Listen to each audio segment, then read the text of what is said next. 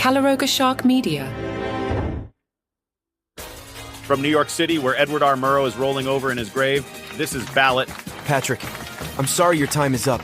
We have a lot of things to get to. Also, Murrow was cremated, so your joke didn't work. Yes, I know my time is up. That's why I came to a complete stop and ended a complete thought on a down inflection. Patrick, your time is up. We have a lot of things to get to. Let's hit this. Well. Looks like we just witnessed a unicorn in American politics. A normal debate. I know, I'm as shocked as you are. It's like watching two Midwestern dads argue over the best way to grill bratwurst. J.D. Vance and Tim Walz decided to play nice for a change. No name-calling, no hair-pulling, just good old-fashioned policy disagreements. It's like they forgot they were supposed to be in a political cage match. Vance even pronounced Kamala Harris's name correctly. I guess someone finally gave him a phonetics lesson. And Walz? He was so nervous at the start, I thought he might ask for a hall pass.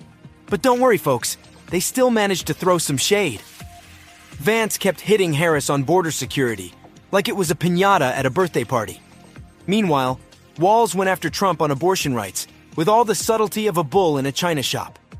When Walz asked Vance if Trump lost the 2020 election, Vance dodged that question faster than a cat avoiding a bath. "I'm focused on the future," he said. "Yeah, and I'm focused on winning the lottery. But that doesn't mean it's gonna happen." But the real showstopper?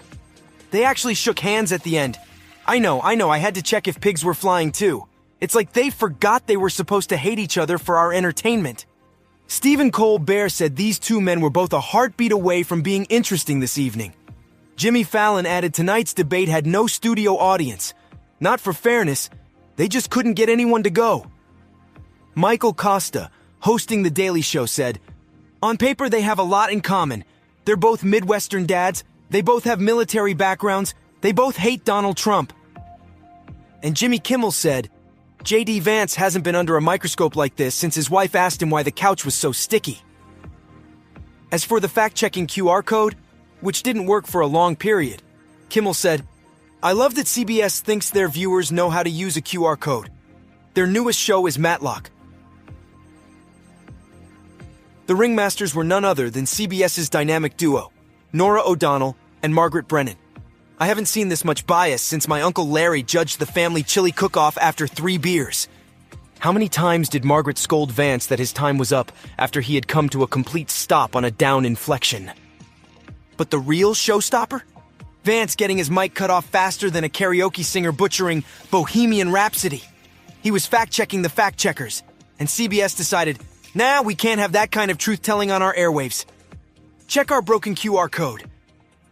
CNN's Abby Phillip dropped the bomb that Walz lacked preparation and execution. Ouch. That's like saying a surgeon showed up to the operating room with a butter knife and a Surgery for Dummies book.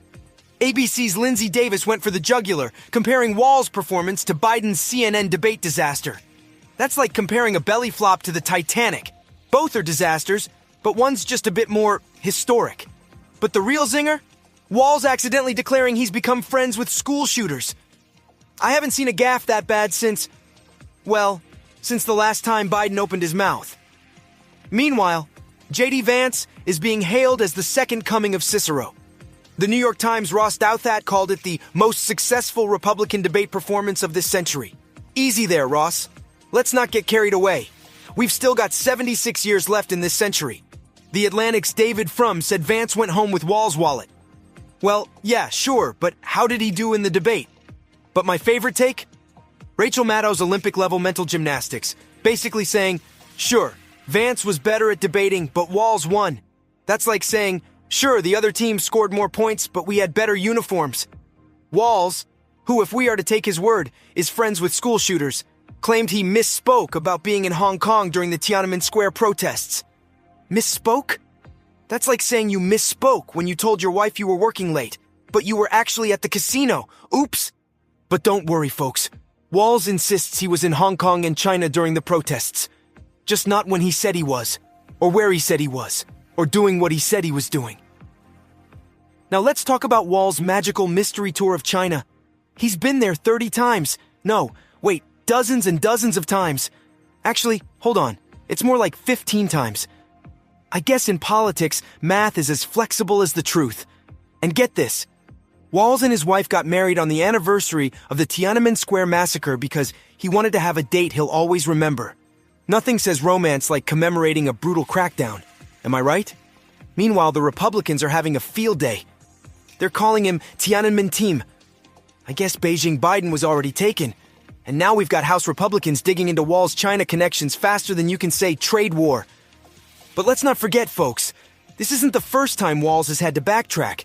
Remember when he said he handled assault weapons in war? Turns out he meant in Call of Duty. And when he suggested they used IVF? Well, that was just another oopsie.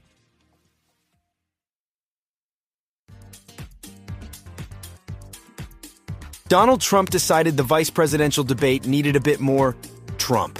Because why let the actual candidates have all the fun? Our former tweeter-in-chief, now relegated to his own social media playground, Truth Social, decided to play armchair quarterback for the debate. And boy, did he come out swinging. First in his crosshairs, good old Tim Walz. Trump's got a bee in his bonnet about Walz taking notes. Apparently, in Trump's world, writing things down is a sign of weakness. Who knew? He claimed Walz needs those notes to keep his brain intact. I guess Trump prefers his brain scrambled, not note scrambled. But Trump wasn't done. Oh no. He declared Walz obviously not very bright. Coming from the guy who thought Greenland was for sale, that's something. And what's a Trump commentary without some media bashing? He took aim at the CBS moderators, Norah O'Donnell and Margaret Brennan, branding them extremely biased. Shocker, I know. Trump accusing the media of bias is about as surprising as a politician kissing babies. Meanwhile, J.D. Vance got the Trump stamp of approval. Steady and strong, Trump called him. I guess in Trump's book, that translates to agrees with me and doesn't take too many notes. Seems the Democrats decided to turn Madison Square Garden into their personal anti-Vance billboard. Because nothing says vote for us, like interrupting tourists trying to find their way to the Knicks game.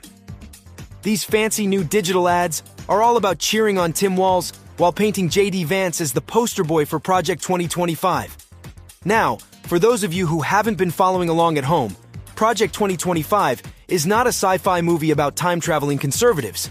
It's actually a set of policy proposals that Democrats find about as appealing as a root canal performed by a squirrel.